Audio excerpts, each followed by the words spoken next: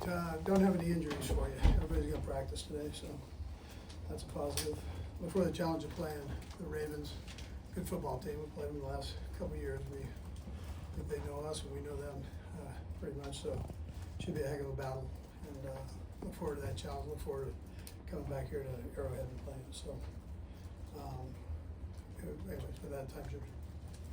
Coach, the play to Isaiah Pacheco, where he's coming back, obviously something was going wrong. Can you kind of explain how he ended up behind, and are you trying for a lateral there, or did it just kind of get blown up by what the defense was doing? Just that was the release on it. We were trying to not once or twice, so we don't want that. He was trying to chip on the tackle and got caught up in there and it bumped him out too wide. So we'll fix that. Have you seen enough from Xavier that the optimism level has grown for a return potentially this week? Yeah. How important is it just to see him in practice and being more than limited to get him out there on Sunday? Yeah, well, I mean, we'll just evaluate him and take it day by day, but he feels good, so we'll see. How have you been going across just, this offense with, you have Tyquan and Juju, and now you bring Xavier back, and then in the preseason you're doing it with Reid. Just how have you guys just adjusted, basically week to week, having kind of a different set of skills? I think one of the great things is that Pat's been able to get some game time with a couple guys that he didn't have a lot of game time with, between Hollywood and 80. So I mean, I think it's a positive thing. And then when the other guys come in, then he's got experience with them. So I look at the production of the other two guys, Hollywood and Thornton, and it's been, I think that's real positive for the team down the road. Hey, Andy, Pat talked in the offseason about how you told him to throw deeper, but what does it say to you about him that he's gone out there and worked on it and now he's doing it and has had success with that in the games?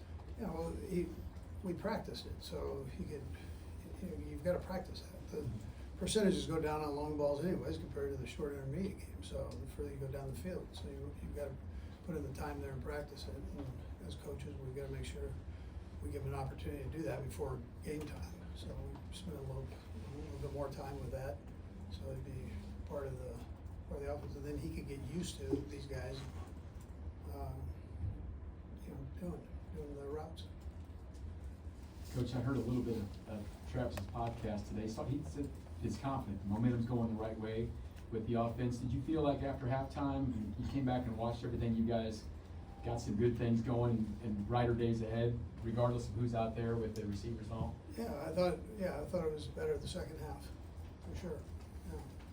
Ended on you ended on a good note that way, but you got to build on that. So that's you're going against a good defense, so you got to make sure take care of business this week.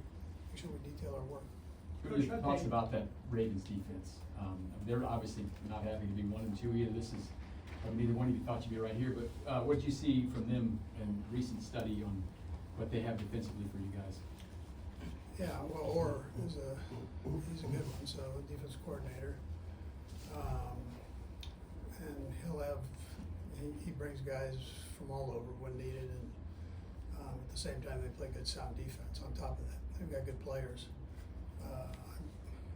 I'm sure he'll have some change-ups from what he did with us last time, which is we'll just have to adjust to it. So, but he does a nice job with that defense. He's got a lot of flexibility there with what he can do and with the players.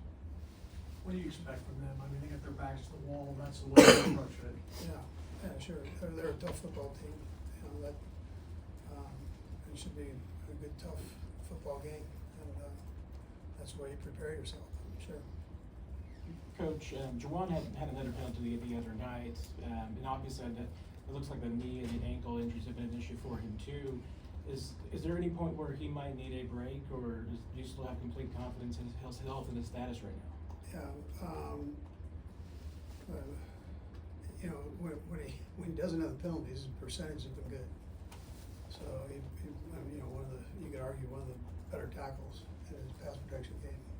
So I'm conscious of that, and then I'll take care of it from there. I might be giving you a call. You're looking good.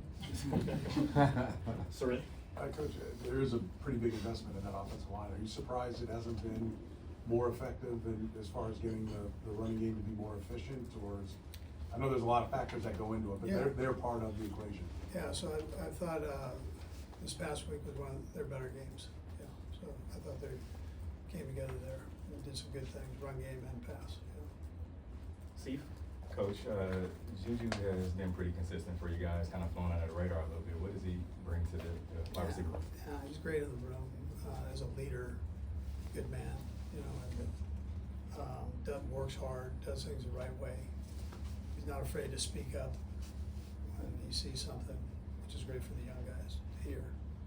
And then he's a good football player. He understands space, big body, he's not afraid to go anywhere on the football field or anybody, so that's his benefit there. Okay, thanks, Coach.